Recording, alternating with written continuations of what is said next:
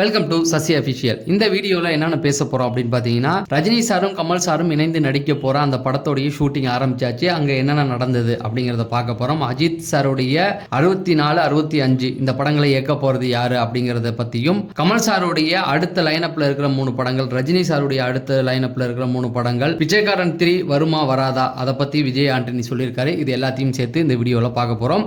நீங்கள் நம்ம சேனலுக்கு வரது இதான் முதல் தடவை அப்படின்னா நம்ம சேனலை சப்ஸ்கிரைப் பண்ணிட்டு வீடியோ லைக் பண்ணுங்கள். நம்ம சேனலில் சினிமா சார்ந்த அப்டேட்டுகள் தினமும் கொடுத்துக்கிட்டு இருக்கோம்.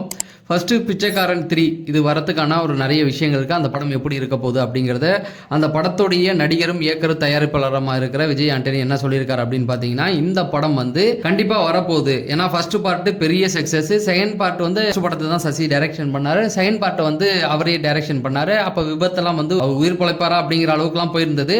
பட் படம் வந்து கலவையான விமர்சனம் பெற்றுச்சு. இப்போ பார்ட் 3 வருமா அப்படின்னு கேட்டால் கண்டிப்பாக வரும் அப்படிங்கிறத அவர் சொல்லியிருக்காரு. இந்த பார்ட் 3 எப்படி இருக்க போதாம் பார்த்தீங்கன்னா, KGF லெவலுக்கு இருக்கும். KGF நீங்கள் பார்த்து கொண்டாடினீங்களா அந்த அளவுக்கு தான் நாங்கள் ரெடி பண்ணிக்கிட்டு இருக்கோம் அப்படிங்கிற மாதிரி சொல்லியிருக்காரு. அடுத்தது பார்த்தீங்கன்னா, தல அஜித்தோடைய 64, 65 இந்த படங்கள் பார்த்தோன்னா அப்டேட் தான் பேச போகிறோம். தல அஜித்தோடைய 64வது படத்துக்கு இயக்குனர் கிடைச்சிட்டாரு, ஆதித்ய ரவிச்சந்திரன் தான். ஆனால் அதுக்கு ப்ரொடியூசர் கிடைக்கல அப்படிங்கிற மாதிரி நிறைய விஷயங்கள் போயிட்டு இருக்கு. பாலிவுட்டில் ஒரு நிறுவனம் அந்த மாதிரி சொல்கிறாங்க. இப்போ அதுவும் இல்லை அப்படிங்கிற மாதிரி போயிட்டு இருக்கு. ஆனால் இதெல்லாம் அஜித் சார் இங்கே வந்தால் மட்டும்தான் கன்ஃபார்ம் பண்ண முடியும். ஏன்னா இப்போ அவர் ரேஸில் இருக்கார். ரேஸில் இருக்கும்போது என்ன வேணால் நடக்கலாம். அஜித் சாருக்கு வந்து இங்கேருந்து எந்த ஒரு அப்டேட்டும் போகலை. யாராவது மீட்டிங் கூப்பிட்டா கூட அவர் வரமாட்டார் அப்படிங்கிறது தான் இந்த சூழல். ரேஸ் முடிஞ்சதுக்கப்புறம் தான் இதை பற்றி பேசலாம். அதனால் அந்த 64வது படத்துக்கு ஆதித்ய ரவிச்சந்திரன் இயக்குனராக இருக்கார், ப்ரொடியூசர் கிடைக்கலன்றாங்க. என்ன காரணம் அப்படின்னு விசாரிச்சு பார்த்தா, தல அஜித் வந்து 184 கோடிக்கு மேலே சம்பளம் கேட்குறாரு அப்படிங்கிற மாதிரி. பாலிவுட்டில் இப்போ இவர் இருக்கார் இல்லையா, சல்மான் கான், அவரே வந்து அந்த ரேஞ்சுக்கு தான் 100லேருந்து 200 தான் வாங்குறாரு. பட் அவங்களுடைய வியாபாரம் அப்படிங்கும்போது 600 கோடி 700 கோடி போகும். இங்கே சவுத்துலேருந்து போகும்போது அந்த வியாபாரம் வராது. தயாரிப்பு நிறுவனங்கள் கொஞ்சம் யோசிக்கிறாங்க. ஏன்னா அஜித் சார் வந்து ஆடியோ லான்ச்சுக்கு வரமாட்டார், ரசிகர்களை சந்திக்க மாட்டார்.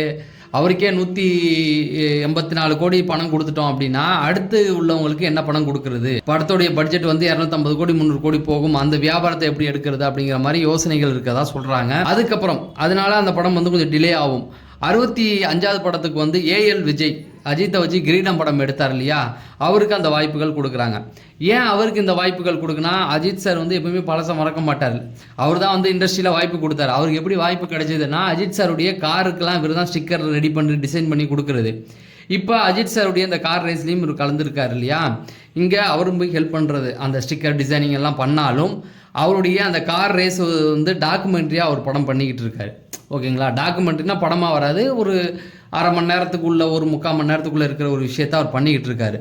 அதனால் அவருக்கு இந்த விஷயம் பண்ணுறதுனால அவருக்கு வந்து ஒரு வாய்ப்பு கொடுக்க போகுது. இது குடும்பம் ஃபேமிலி பேக்ட்ராப்பில் காமெடி கலந்து நல்லா இருக்கும். மதராசப்பட்டினம்லாம் எடுத்தவர் தானே, அதனால் கொஞ்சம் பிரம்மாண்டமாக பண்ணுவார் அப்படின்னு நம்ம நம்பலாம். அடுத்தது கமல் சார் லைனப்பில் இருக்கிற படங்கள். கமல் சாரோட 237வது படம், அதாவது அதுக்கு முன்னாடி கல்கி படத்தில் அவர் நடிக்கிறதா சொல்கிறாங்க. இந்த பார்ட் 2ல அவர் மிகப்பெரிய வில்லனாக வரப்போகிற. பார்ட் 1ல சும்மா தான் வந்துட்டு போனார். இந்த படத்தில் வந்து கண்டிப்பாக இவர் தான் பெரிய வில்லன் அப்படிங்கிற மாதிரி பேசிக்கிட்டு இருக்காங்க. சம்பளமும் பெரிய சம்பளம். அதனால் அந்த ஷூட்டிங் வந்து எலெக்ஷனுக்கு அப்புறம் தொடங்குறதுக்கு முன்னாடி பேச்சுவார்த்தைகள் போயிட்டு இருக்கு. அதுக்கப்புறம் 38வது படம் தான் வந்து இவர், அதாவது அன்பறிவு இயக்கத்தில் நடிக்க போகிறதா சொல்கிறாங்க. அந்த அன்பறிவு இயக்கம் வந்து ஆக்ஷன் பேஸ் பண்ணி இருக்கிறது. ரொம்ப வருஷமாக இழுத்துக்கிட்டு இருக்குது இந்த படம். கிட்டத்தட்ட 2வது சீசனில் ஏதோ அறிவிச்சது பிக் பாஸ் அவர் ஹோஸ்ட் பண்ணிக்கிட்டு இருக்கும்போது இன்னும் அது இழுத்துக்கிட்டு இருக்குது. இதில் வந்து என்னென்ன விஷயங்கள்னா ஆக்ஷனை பேஸ் பண்ணி தான் இருக்க போகுது அப்படிங்கிறத வந்து சொல்லியிருக்காங்க. எலெக்ஷனுக்கு அப்புறம் இதுக்கான ஷூட் வந்து ஆரம்பிக்க போகுது. இதுதான் அடுத்த படம் பார்த்தீங்கன்னா, ரஜினி சாரும் கமல் சாரும் இணைந்து நடிக்கிற படம் தான். ஸோ கமல் சார் வந்து இந்த எலெக்ஷன் வரைக்கும் கொஞ்சம் அமைதியாக தான் இருப்பார். எலெக்ஷனுக்கு முன்னாடி வரைக்கும் பார்த்தீங்கன்னா, போன எலெக்ஷன் அப்போ பிஸியாக இருந்தார். அதுக்கப்புறம் கடந்த 4 வருஷம் பார்த்தீங்கன்னா அவர் படம் சுற்றிட்டு இந்த எலெக்ஷன் 1 இயர் மட்டும் அரசியலில் ஃபோக்கஸ் பண்ணிக்கிட்டு இருக்காரு. அதே போல் தான் இந்த எலெக்ஷன் முடிஞ்சதுக்கப்புறம் ஃபுல்லாக படத்து பக்கம் வந்துடுவார். அது வேறு பிரச்சனை. ஆனாலும் ராஜ்யசபா MP ஆனதுக்கப்புறம் மீட்டிங்கில் பிச்சை எடுத்துட்டார்ல தலைவர். கமல் சாருடைய அப்டேட். அடுத்தது ரஜினி சாருக்கான அப்டேட். ரஜினி சாரும் கமல் சாரும் இணைந்து நடிக்க போகிற அந்த படம் இருக்கு இல்லையா, அந்த படத்தை நெல்சன் வந்து இயக்க போகிறாரு, கன்ஃபார்ம் ஆயிடுச்சு. கமல் சாருடைய பேனர் தான், அது எந்த மாற்று கருத்தில். நிறைய நிறுவனங்கள் பேர் வந்தாலும் கமல் சார் விட்டு கொடுக்க மாட்டார். அதெல்லாம் அவரே பெரிய இது வச்சுருக்கும் போது அவர் எதுக்கு இன்னொருத்தவங்களுக்கு இந்த வாய்ப்பை விட்டு கொடுக்க போகிறாரு? இது கமல் சார் பேனருங்கிறதுனால தான் ரஜினி சாரே ஒத்துக்கிட்டாருன்ற மாதிரி சொல்கிறாங்க. அதாவது நெல்சன் தான் இயக்க போகிறாரு. படம் வந்து டார்க் காமெடியை பேஸ் பண்ணி தான் இருக்க போகுது. இப்போ என்ன ஷூட் ஆரம்பிச்சிருக்கு அப்படின்னு பார்த்தீங்கன்னா, படத்துடைய ஷூட் ஆரம்பிக்கல. இப்போ அந்த நெல்சன் எப்பவுமே அந்த ப்ரொமோ ஷூட் ஒன்று பண்ணுவார் இல்லையா, அதை தான் இப்போ பண்ணியிருக்காரு. அதாவது 80 காலகட்டங்களில் இருப்பாங்கள்ல ரஜினி சாரும் கமல் சாரும், அந்த மாதிரியான உருவத்தோற்றங்களை வச்சு இதை எடுத்திருக்காரு.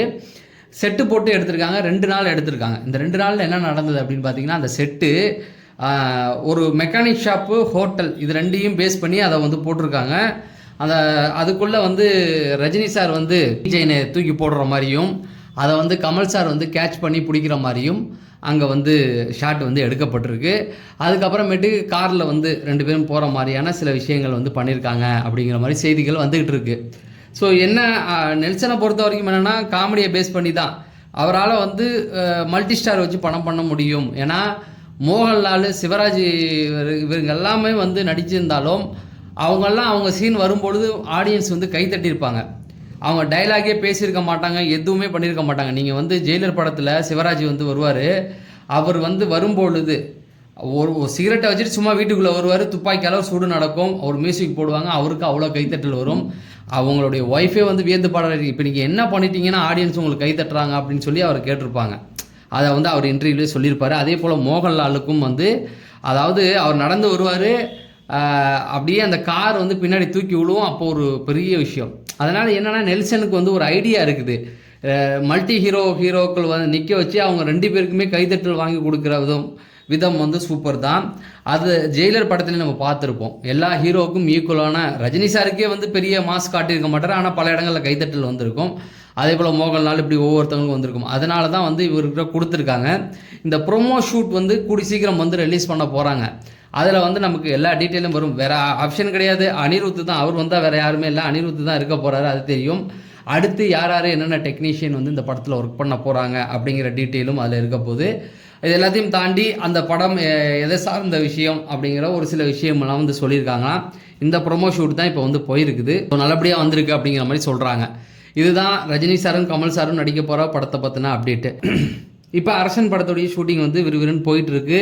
கலைப்புலி தானுவே வந்து ரொம்ப படத்தை எடுத்தார்ல, வெந்து தணித்தது காடு, அந்த படத்தோடைய ப்ரொடியூசர் கூட நிறைய சப்போர்ட் பண்ணாருன்னு பாராட்டுகள் தெரிவிச்சிருந்தார். இந்த படம் ஷூட்டிங் வந்து ரொம்ப குயிக்காக போயிட்டு இருந்தாலும் இப்போ ஒரு பிரச்சனை வந்திருக்கு அப்படிங்கிற மாதிரி சொன்னாங்க. என்னன்னா, விஜய் சேதுபதி அவர்கள் இந்த படத்துலேருந்து விலகிட்டார், சில பிரச்சனையை நிமித்தமாக விலகிட்டார் அப்படிங்கிற மாதிரி பேசிக்கிட்டு இருக்காங்க. இதை பற்றி நம்ம அடுத்த வீடியோவில் பேசுவோம். உங்களுடைய அரசன் படம் எந்த ரேஞ்சில் இருக்குது, அதோடைய ஒன்லைன் என்ன, அந்த படத்தை வந்து இப்போக்கி இவர் வெற்றிமாறன் எடுப்பதற்கு காரணம் என்ன, இப்படி நிறைய விஷயங்கள், சுவாரஸ்யமான விஷயங்கள் இருக்குது. அதை பேசினா அது ஒரு பெரிய டாப்பிக்காக இருக்கும். அது தனி வீடியோவாக நம்ம இன்னொரு வீடியோவில், அடுத்த வீடியோவில் நான் உங்களுக்கு கண்டிப்பாக பேசுகிறேன். நம்ம சேனலில் தொடர்ந்து இந்த இரவு 8 மணி வேளையில் ஏதோ ஒரு அப்டேட், சினிமா சார்ந்த அப்டேட் வந்து நம்ம கொடுத்துக்கிட்டே இருக்கோம். இந்த எண்ட் கார்டுகளோட நேற்று கொடுத்த அப்டேட்டும் இருக்குது. தொடர்ந்து உங்களுடைய ஆதரவு நம்ம சேனலுக்கு தாங்க அப்படிங்கிறத சொல்லி நான் விடைபெறேன். நன்றி, வணக்கம்.